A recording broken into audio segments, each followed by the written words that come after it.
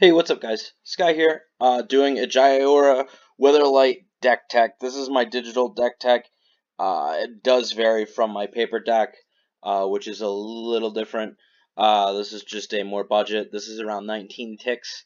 Um, so if you like budget commander online, you can definitely get this for, you know, 20 US dollars or 20 ticks, whatever, and you'll be able to go from there. And pretty much, this is competitive level. It is a glass cannon. There are a couple factors to it that can cause this deck to be slow. One is drawing too many lands. There's 34 lands in this deck. Most of them are just basic, quintessential lands. You got Command Tower, Darksteel, which is just another artifact for things that where artifacts matter. Evolving Wilds to find your red or blue source.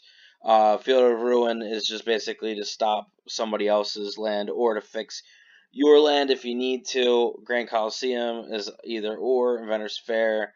And then you have some just list of stuff. You could definitely do better lands however you please. There's just a couple that are really important. Inventor's Fair is an important one because it lets you fetch up any artifact that you want. Mercer's Workshop is a $2,000 paper card, 2 ticks online. Just super badass card. It is the Black Lotus of artifacts. It comes in untapped. You can add 3 to pay any artifact spell, so you get 3 colorless towards it. Super badass card. Wish I owned one in real life, but I don't. They're super expensive. Reliquary Tower, max hand size. Rogue's Tower, that's your discretion. That doesn't really matter. Well, also with Ruins of Orn Reef, you don't really need that. It's just kind of whatever. Shinka for some of our legendaries in case you need first strike. Again, this comes in untapped. It's just basically instead of playing a red mountain would suffice just as well. Shrine is a good card because you get 2 after 7 lands are on the battlefield to play artifact spells, which is pretty kick-ass. Sulphur's Falls, that's just your basics.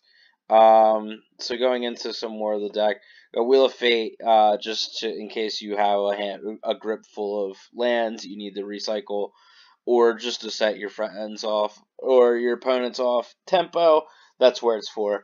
Alright, so moving on to Everflow Chalice is a rock. Tormod's Crypts for Graveyard Hate.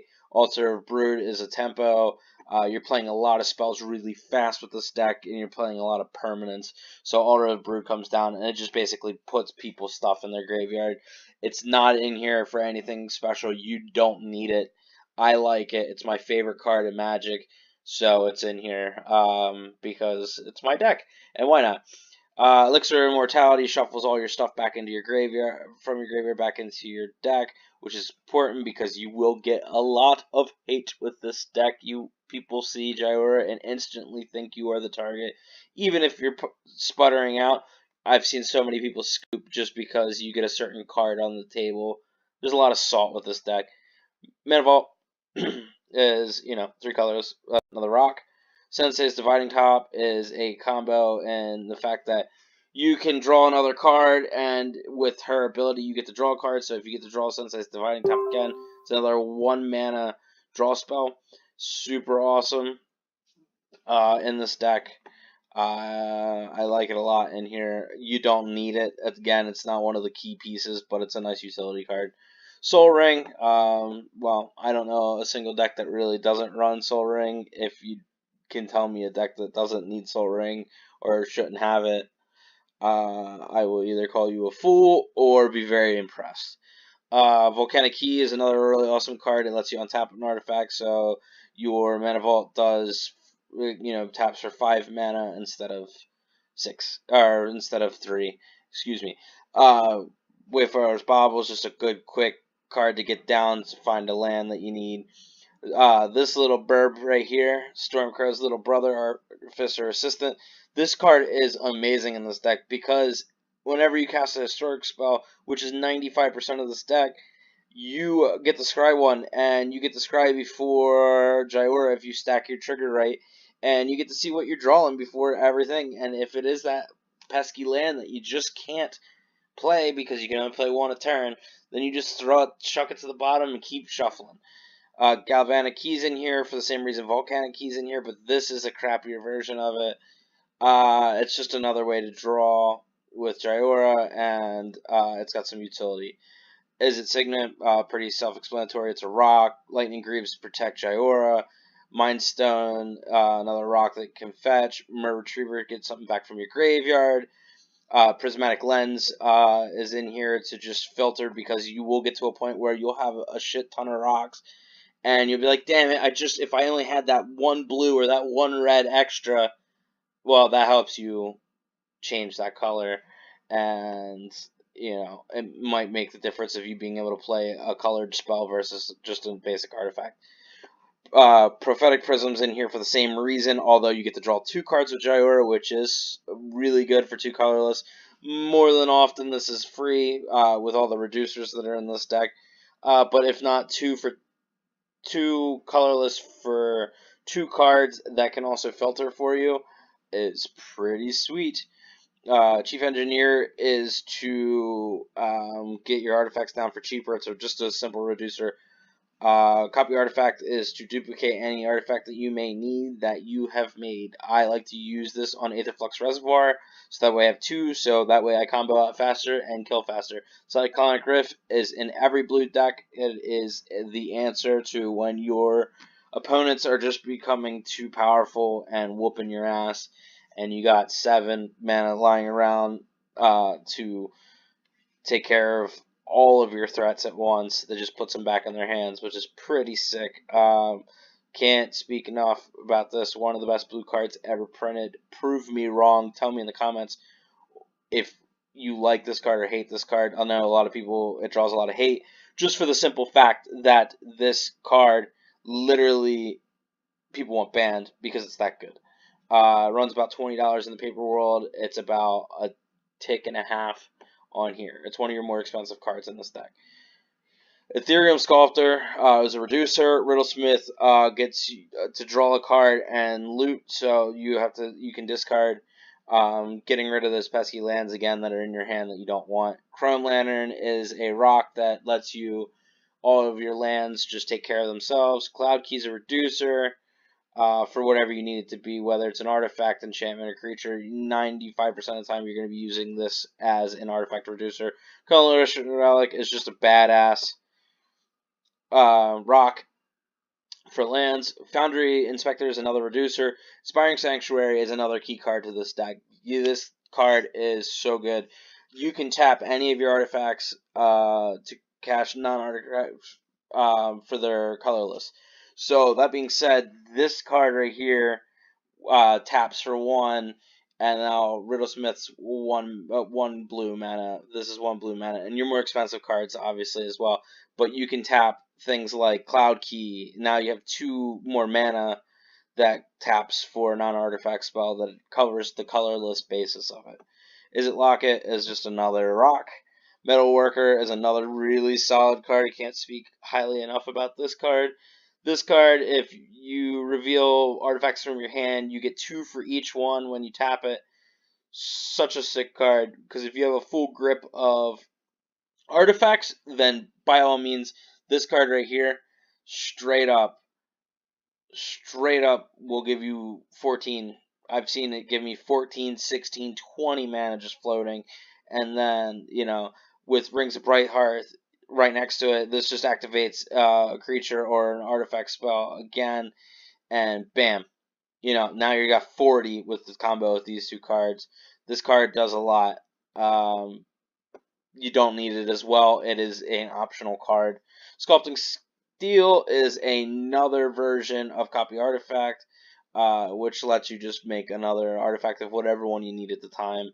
Which it could be an opponent's as well. Staff Domination is just a nice utility block.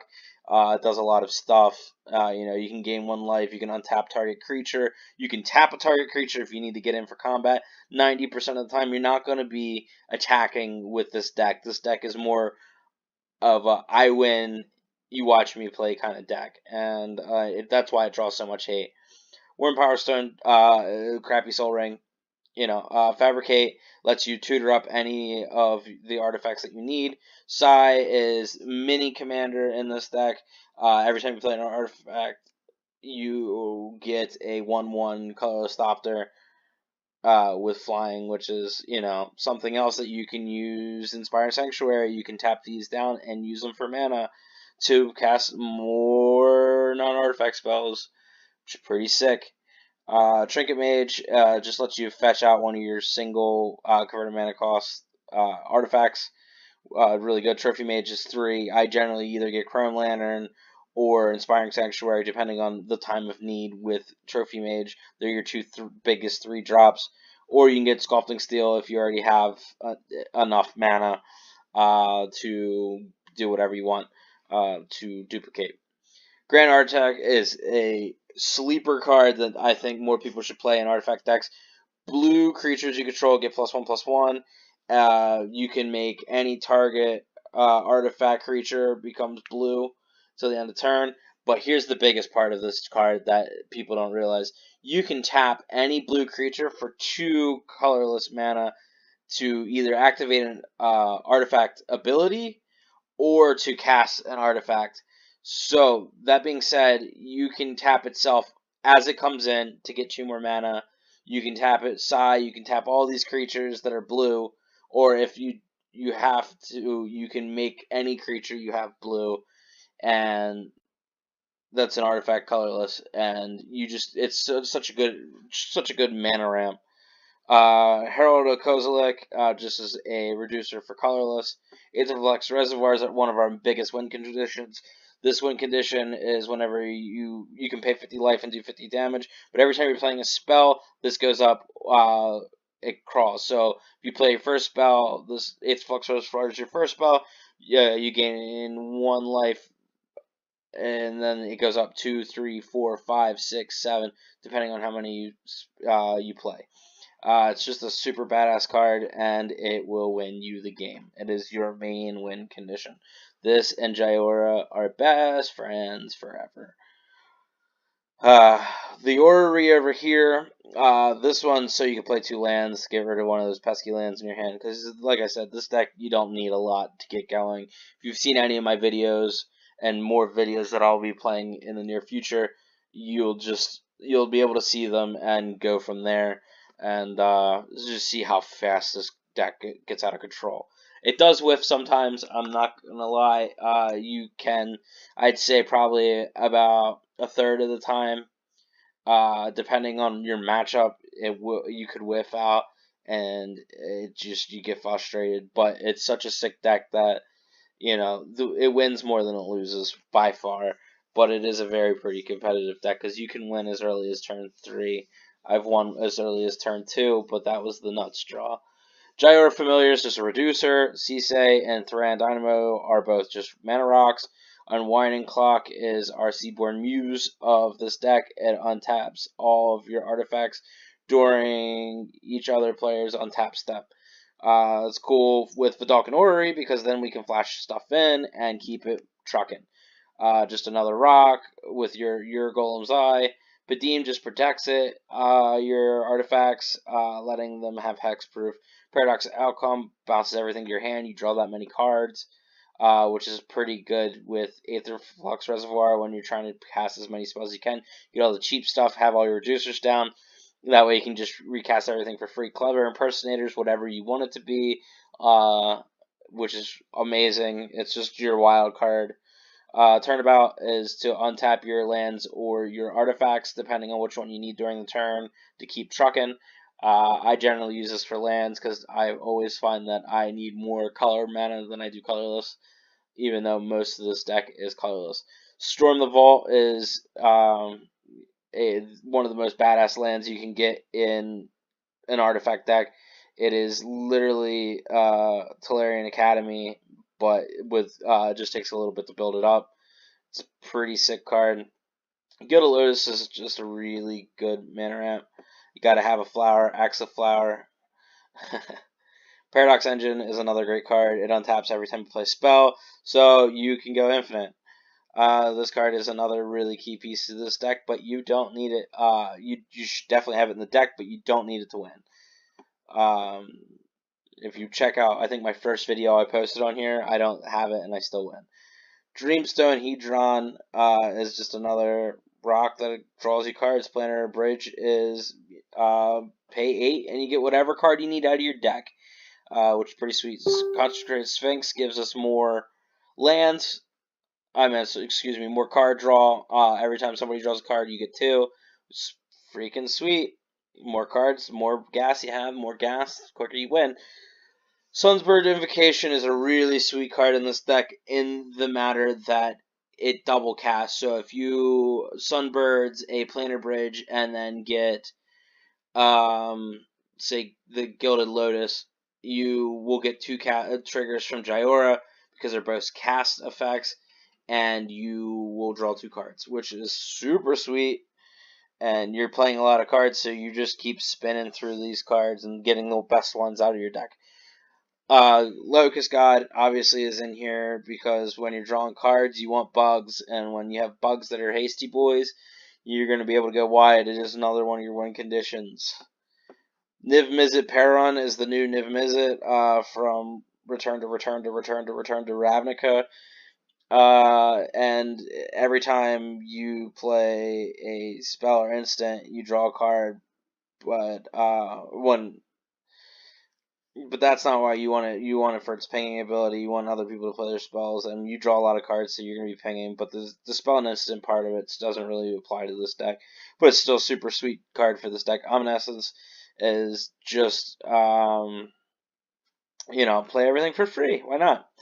Metalwork Colossus usually comes out for free. It's just another free card draw that's happens to have a 10/10 body on it. And then lastly, we have Ulamog the Infinite Career. With Ulamog, it is literally in here because you can deck yourself. So when Ulamog goes to the graveyard from anywhere, you just everything shuffles back into your library. So it is just make sure you don't get milled out by mill, because nobody wants to be milled out. Nobody wants to not be able to draw cards, right? Am I right? Right. Alright, well, I know I've been talking really fast, and I appreciate you watching this. If you have any questions or concerns about the deck, please don't hesitate to ask me in the comments below. And please like my stuff, and subscribe if you're not subscribed. It's going to help me be able to produce more. These quality videos will get better. The quality, I promise, will get better with time. As I get better experienced, it will get better. So thanks for watching, and I hope you have a great day.